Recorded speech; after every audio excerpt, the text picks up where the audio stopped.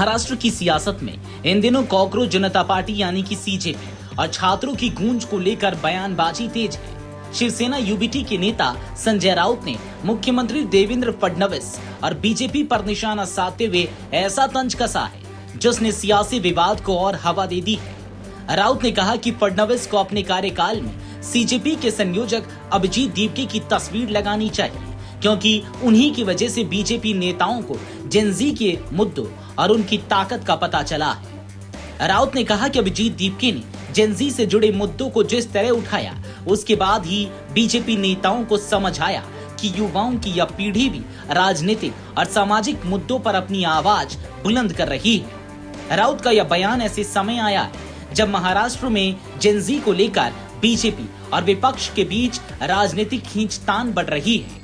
इसी बीच मुख्यमंत्री देवेंद्र फडणवीस ने रविवार को नागपुर में जेनजी के लिए आयोजित मंथन फॉर युवा कार्यक्रम में हिस्सा लिया। इसे भी विपक्ष बीजेपी के बदलते राजनीतिक फोकस से जोड़कर देख रहा है। राउत ने इसी को आधार बनाकर बीजेपी पर तंज कसा कि अगर सीजेपी के संयोजक की वजह से बीजेपी को जेनजी की मौजूदगी का एहसास हुआ है तो उनकी तस्वीर मुख्यमंत्री कार्यालय में लगनी चाहिए। विवाद सिर्फ जेनजी तक सीमित नहीं है। राहुल गांधी के पुणे दौरे और उनके छात्रों की गूंज कार्यक्रम को लेकर भी महाराष्ट्र में सियासी बयानबाजी तेज है। राहुल गांधी ने शनिवार को पुणे में छात्रों के कार्यक्रम को संबोधित किया था। इस दौरान उन्होंने महिलाओं को देश की सबसे बड़ी ताकत बताया और पितृसत्तात्मक सोच पर सवाल उठाए। राहुल गांधी ने कहा था कि महिलाओं को दूसरों पर निर्भर बनाए रखना मनुस्मृति की मानसिकता का हिस्सा है। उन्होंने महिलाओं से अपने अधिकारों के लिए आगे आने की अपील की थी, लेकिन बीजेपी ने इस कार्यक्रम पर सवाल खड़े करते हुए इसे पैसे की गूंज बताया। बीजेपी का आरोप था कि कांग्रेस ने कार्यक्रम में भीड़ जुटाने के लिए सोशल मीडिया इन्फ्लुएंसर्स को पैसे दिए। बीजेपी के इस आरोप पर संजय राउत ने पलटवार करते हुए महाराष्ट्र की मुख्यमंत्री लाडकी बहना योजना का मुद्दा उठा दिया। उन्होंने सवाल किया कि अगर राहुल गांधी का कार्यक्रम पैसे देकर भीड़ जुटाने के लिए आयोजित किया गया था तो 2024 के महाराष्ट्र विधानसभा चुनाव से पहले महिलाओं को हर महीने 1500 रुपए देने वाली लाडकी बहन योजना क्या थी। राउत का निशाना साफ तौर पर बीजेपी की चुनावी रणनीति पर था।